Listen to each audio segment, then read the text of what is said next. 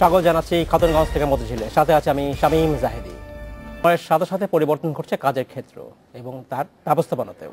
দেশের তরুণরা খুবই সম্ভাবনা পায় এবং মেধাবী, তবে বিশ্ববিদ্যালয় পর্যায়ে তাদের উপযুক্ত করে গড়ে তোলার ব্যাপারে যথেষ্ট ঘাটতি রয়েছে বলছেন বিশ্লেষকরা। আজ আমাদের আলোচনার বিষয় ভবিষ্যতের ব্যবস্থাপক। এই নিয়ে আলোচনা করতে আমার সাথে স্টুডিওতে রয়েছেন HR কাইটসের ব্যবস্থাপনা পরিচালক সৌদ বিন মাসুদ। যেটা মাসুদ, আপনাকে স্বাগত জানাচ্ছি এই অনুষ্ঠানে। কেমন আছেন আপনি? আলহামদুলিল্লাহ, গ্রেট। আমরা আজকে আলোচনা করতে চাচ্ছি যে ভবিষ্যতের যারা ব্যবস্থাপক হবে বাংলাদেশে, বা আমরা আজ থেকে 10 বছর পর অন্তত কেমন ব্যবস্থাপক দেখতে চাই সেটা নিয়ে আমরা আলোচনা করতে চাই। এবং এ পর্যায়ে যেটা অনেক বিশ্লেষকরা বলছেন যে আমাদের যে বিশ্ববিদ্যালয়গুলো থেকে এখন যে ছেলেমেয়েরা বের হচ্ছে লেখাপড়া শেষ করে, তারা ওই দিকটা ঠিক সেই অর্থের প্রশিক্ষিত হতে পারছে না।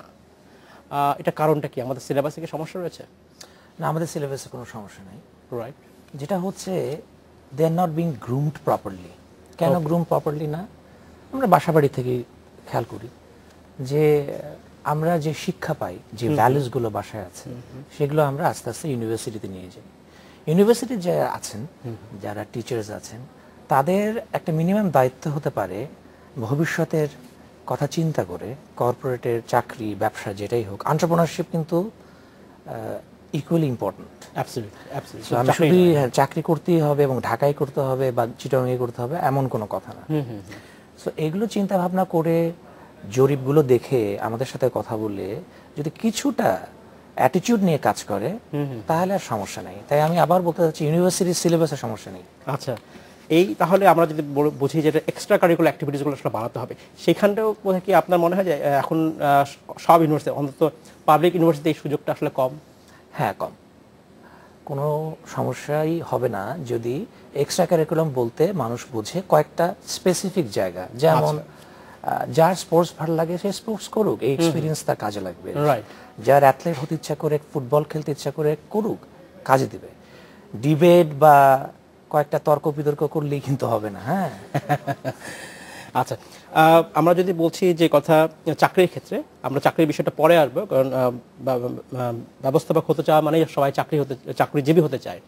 আমি আরেকটা বিষয়, আপনি বলছিলেন যে এন্টারপ্রেনারশিপ এই জিনিসটা খুব দরকার, একজন মানুষের উদ্যোক্তা হতে হবে। এই উদ্যোক্তা হতে হলে আসলে কী ধরনের গুণ থাকা উচিত এবং সেটা তার লেখাপড়ার মাধ্যমে সে শিখতে পারছে কিনা? আসলে উদ্যোক্তা হতে হলে ইচ্ছা থাকতে হবে। ইচ্ছা স্কাই ইজ দ্য লিমিট। আচ্ছা, এখন ইচ্ছাটা কি? 10 বছর পরে চিন্তা না করতে পারলেও 5 বছর পরে চিন্তা করা যেতেই পারে যে আমার ইচ্ছাটা কি। রাইট। ওই ইচ্ছা অনুযায়ী কাজ করে গেলেই কিন্তু হয়ে যায় জাহিদ ভাই। আচ্ছা, হ্যাঁ, এটা এমন কোনো সমস্যা না। কিন্তু কি ধরনের আসলে গুণ থাকা দরকার, বা এন্টারপ্রেনারশিপ হতে হলে বাড়তি কিছু জন্মগত কিছু গুণের দরকার আছে কিনা, নাকি প্রশিক্ষণ দিয়ে এই গুণ অর্জন করা সম্ভব? আমি বারবার বলছি, বার্থ গিফট এটা সবাই পেয়ে থাকে। আচ্ছা, এটাকে চর্চা করলেই হলো। কেউ লিসনিং এ ভালো, কেউ বলতে ভালো, কেউ কোনো কাজে ইন্টারেস্ট বেশি, এটা হতেই পারে। আচ্ছা, বার্থ গিফট থাকুক, বাট বাকিটা চর্চার ব্যাপার, প্র্যাকটিসের ব্যাপার। রোল মডেলিং করা যেতে পারে। আপনাকে অনেকে রোল মডেল করতে পারে, এখনই রোল মডেল করুক না, অসুবিধা কি? একদিন আমি জাহিদি ভাই হব, কিভাবে হব এটা পরে। আচ্ছা, এই রোল মডেলিং কথা বলছিলেন, আমাদের দেশে আসলে রোল মডেলিং খুব যথেষ্ট আছে? আছে, প্রচুর আছে। হ্যাঁ, বিদেশি বই পড়তে হবে না, বেশি বিদেশি রোল মডেল দরকার নেই। আমাদের দেশে একটু চোখ কান খোলা থাকলে দেখা যাবে যে স্বাধীনতার পরে এখন পর্যন্ত অনেক রোল মডেল আছে, দেশে বিদেশে ভর্তি রোল মডেল আছে। তাদেরকে নিয়ে কেস স্টাডি করলেই হয়, তাদের সাথে কথাও বলা যেতে পারে, একটু চেষ্টা করলেই হবে। ফেসবুকিং, লিঙ্কডইন ইত্যাদি। আমাদের দেশে অনেক এখন যেটা অনেক মাল্টিনেশনাল কোম্পানি আছে, সেখানে অনেক বাংলাদেশি যারা ম্যানেজার, ব্যবস্থাপক, তারা কিন্তু একটা বড় ভূমিকা রাখছেন, যেটা একসময় আগে ছিল না। এখন অনেক বড় বড় মাল্টিনেশনালে MD বাংলাদেশ থেকে নিয়োগ দেওয়া হয়েছে।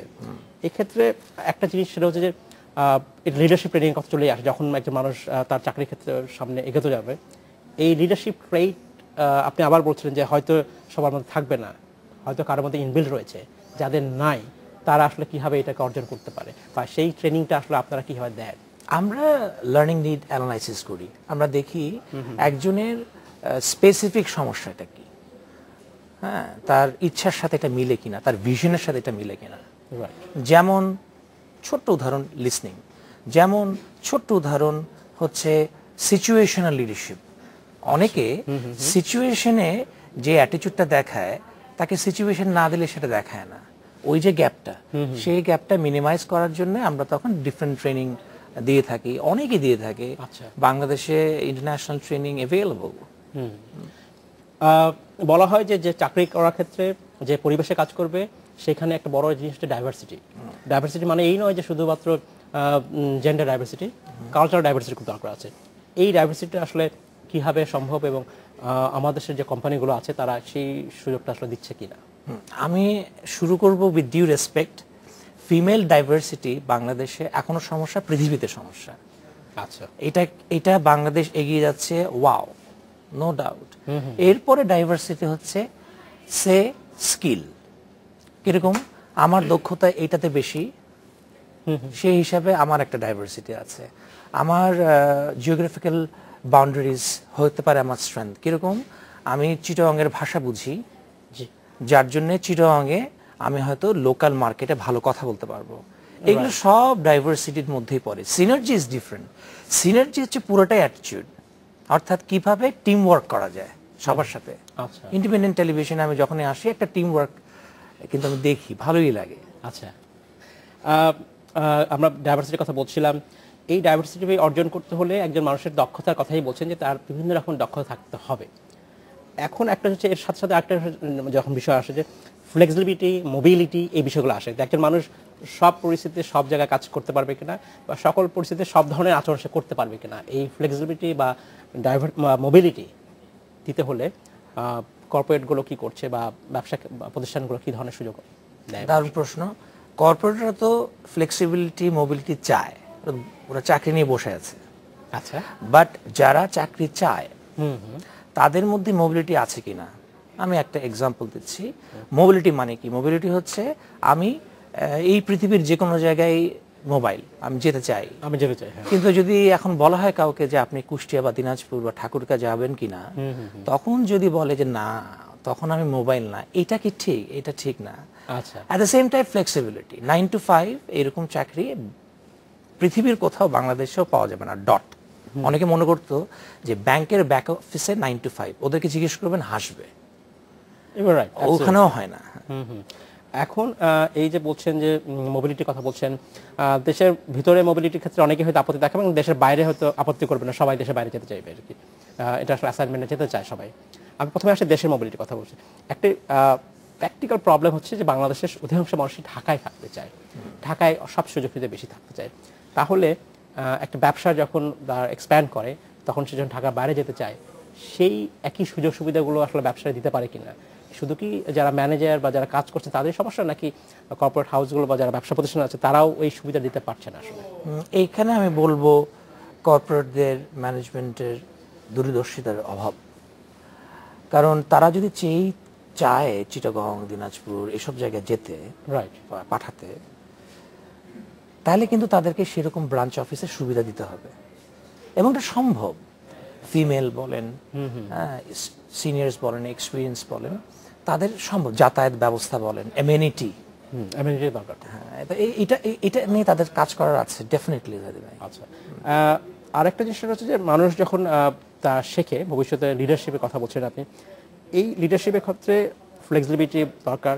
জেন্ডার কি কোনো গুরুত্বপূর্ণ ভূমিকা রাখে? অবশ্যই।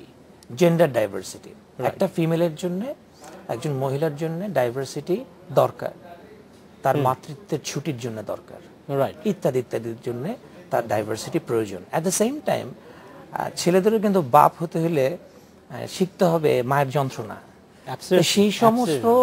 It's not a complex, a simple thing. একটা আরেকজনের সমপরিমাণ চিন্তা ভাবনা করলেই হয়। মেল ফিমেলের কথা, ফিমেল মেলের কথা। বাট ফর দ্য ফিমেল এতে কোনো সন্দেহ নাই আমার অভিজ্ঞতা অনুযায়ী যে এরা ফাঁকি মারতে জানেও না হয়তো, যোগ। আর ছেলেদের জন্য আমি বলবো এরা ফাঁকি মারতে জানে বলে এদের ব্যাপ্তিটা বেশি হয়।